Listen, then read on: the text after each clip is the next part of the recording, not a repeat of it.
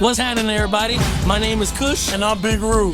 This channel is about us exploring the outdoors and the two-way space with our homies, B and Breezy. Brandon and Robbie. Brandon and Rob. Y'all stay tuned, tap in. We travel a lot with our homies. This is about fishing, hunting, and everything you could think of as urban Latinos.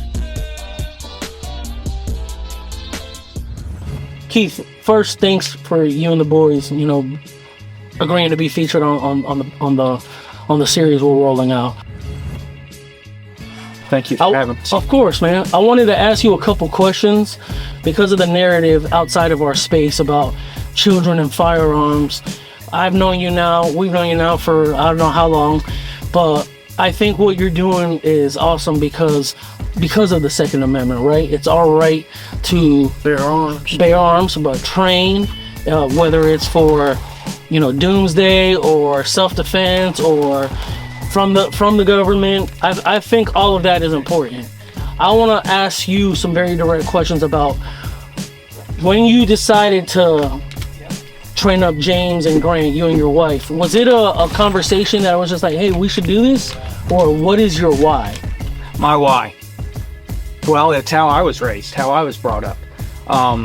From a very young age, my family has always had guns have been common in our house for protection and recreation, feeding our families. We're in the woods every fall, chasing deer. Now, fast forward, because what decade was that? 19? That would be, I was born in 78, I'll be 46 years old. So 70s, 80s. Yeah. Fast forward, there's a bunch of stuff all over media, anti our industry. Mm-hmm. What type of resistance have y'all received, not only as a dad, but as a family, in showing videos of your boys out here shooting, running, and gunning? The majority of the feedback we get is very supportive.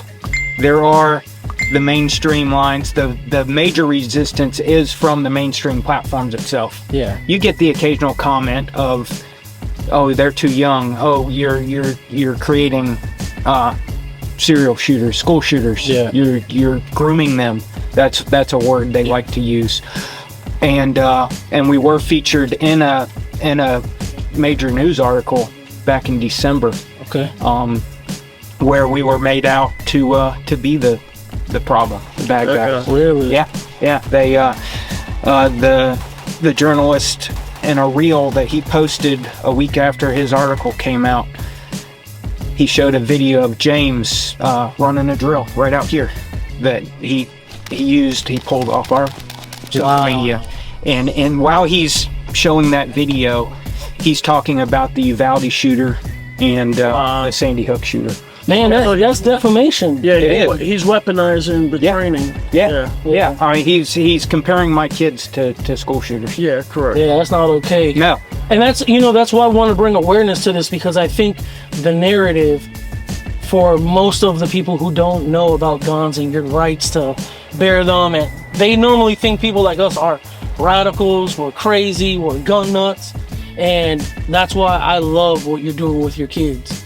And you're doing it like in a very responsible way. Like y'all might be able to see this when you see the drone, but this is a very closed off space.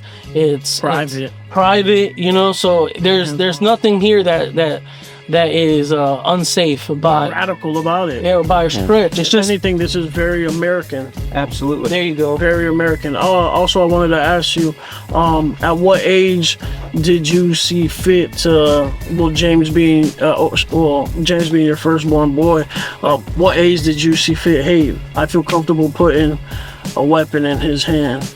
Well, they both started shooting when they were, we started them with 22s and BB guns when they're 4 or 5 years old. Yeah. We've got our youngest, she's 6. Okay. And there's some videos online of her right now that are going viral. That's awesome.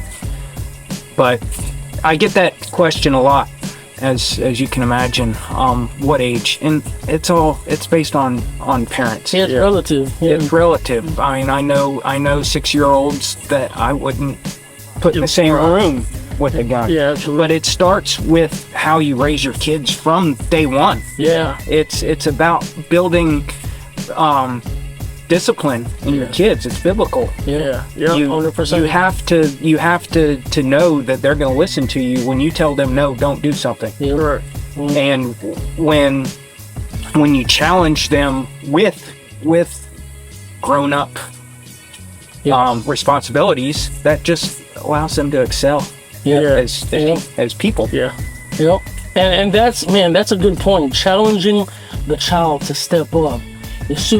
My son is 17 now, but he's had a BB gun for 4 years, where we got it during COVID because we were going camping a lot here, right around here during the whole COVID-19 thing. And so I was like, we'll get you a BB gun, because we would go to the range and he shoots with me. Yeah. And he's like, man, I want to, Florida we have a ton of iguanas. Yeah. So it's like, all right, go for go pin them. Yeah, go pin them. Yeah. Why not? Yeah. Right. Safety though. And that's what I like. You said there's certain children you put in a room with the firearm and certain children you don't. And I think that's all indicative of the type of parenting you do. And that's for any of us. Yeah, it's like the proverbial saying that says, your child. Yeah. 100%. That's right. And guys, I'll tell guys, if you don't have the confidence to do it yourself, find an instructor that does. Yeah, that's it. I mean, I can't claim all their training. Their higher level stuff. I got them through the basics. Yeah. But I've got two buddies that they've become. So let's touch on that a little bit. What's your background and knowledge as far as firearms outside of the family and how you were raised? Is there any military background? No military, 100% civilian. In high school, I was in the Police Explorers. Okay. I shot competitively with them. Okay. And then, and also through that, we got to train with some high-speed guys, and I had a lot of the same opportunities that these boys have had. Yeah. To shoot some cool stuff. But then once I outgrew that. Got out of school, it was basically just recreational shooting from then. And then when the boys started their serious tactical training a little over 2 years ago. Okay. And being homeschooled, that allowed them the time on the range to commit to this. Yeah. I mean, they were on the range 16 hours a week over a straight year and a half until that range got shut down. Wow. So I compare it to training a kid in martial arts. Yeah. Or anything. Yeah. Man, that's it right there, bro. Yeah. That is. It's if you stop and think about it, what's martial arts teach? Discipline. Yep. Perseverance. Hard work ethic. Self-restraint. Self-defense. Self-defense. Yeah. Yeah. And how is this any different? And with the. And it builds a passion. I mean, you see these boys. They've got the heart for it. This is what they live to do.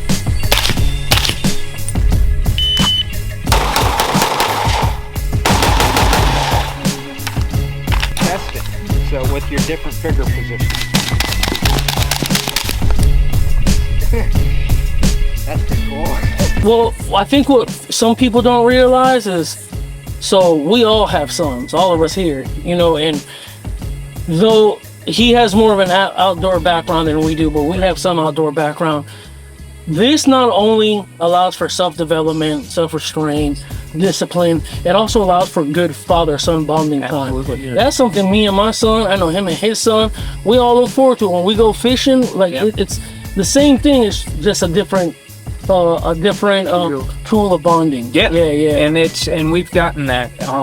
Because when they started training, it got me more into it. Yeah. And because it's allowed us to bond and spend time together. Yep. And it's brought us together more. Yeah, that's awesome. It really has. And the relationships with other men that we've developed. These boys have a long list of uncles. And they've all got really cool toys. That's awesome. Now, if there is one thing you could change or would be able to do different with the boys, what would it be, if anything?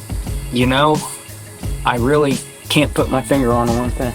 Because it has been it's such a cool thing, to touch on the Second Amendment. The Second Amendment doesn't have an age restriction. That's a fact. And, you know, one thing to reach out to the industry itself. The majority of the industry wants to bring them in. Yeah. And we have hit a few Yeah. that they're a hard no. Yeah. And I don't understand why. Yeah. I mean, they're the future of this industry. That's it. And to tell them no, oh, you're too young. You're judging. Yeah. I call that discrimination. Yeah. Stop and look at their ability. Yeah. Stop and look, would they be in this place right now or at your event if they weren't capable? Yeah, they'd be good little ambassadors to get more children, Yeah. teenagers, younger kids. That's Outdoors. Yeah, they shooting. appeal to a bigger That is audience. the goal of what we're doing here. We're not doing this for notoriety. I want to inspire others. Yep. I talk to dads at events that we're at, and they tell me, "Oh, where's your voice?" Or I've got kids at home. Yeah.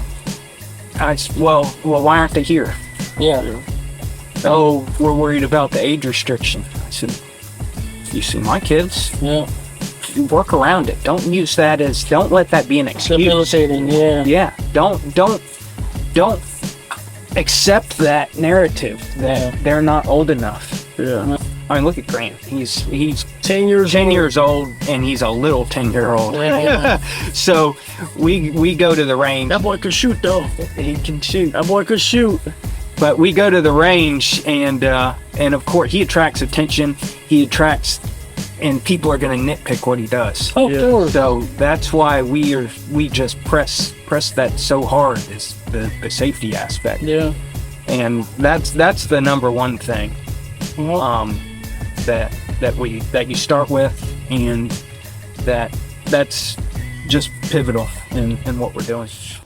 Okay, so we've been here shooting, having some fun, seeing how the kids run the in and outs, and man, it's very cool to see how the family has come together to help not only empower the boys as they grow in this space, but more importantly, show the children being responsible with their firearms. I want to give a shout out to my guy Keith here. Appreciate it. Yeah, Yep. Of course, absolutely. And the boys, man. Here goes James right here.